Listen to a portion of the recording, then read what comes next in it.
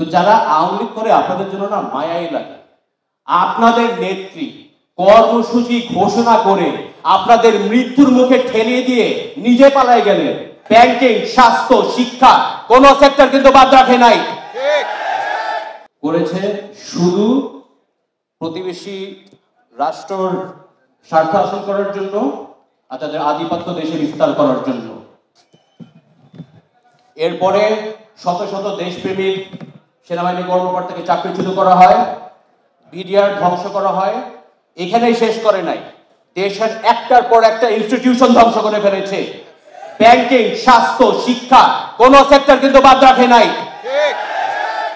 শুধু তাই নয়,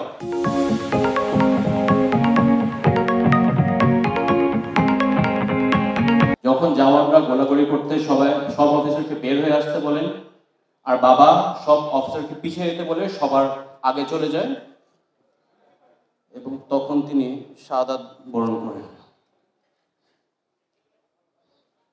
নেতৃত্ব শিক্ষা এটা আমি পেয়েছি।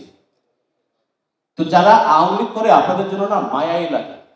আপনাদের নেত্রী কর্মসূচি ঘোষণা করে আপনাদের মৃত্যুর মুখে ঠেলিয়ে দিয়ে নিজে পালায় গেলেন। আপনারা এনার জন্য যুদ্ধ করছেন, ইরাকে ক্ষমতা বসানোর চেষ্টা করছেন। আশ্চর্য বিষয়। এখন খুব একটা ক্রুশাল একটা সেন্সিটিভ সময়। আমাদের জাতীয়তাবাদী আদর্শ ধারণ করে জাতীয় ঐক্যতা বজায় রাখতে হবে।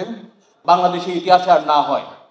আমি চাই না অন্য কোনো পরিবার ফেস করুক যেটা 16 বছরে আমাদের ফেস করতে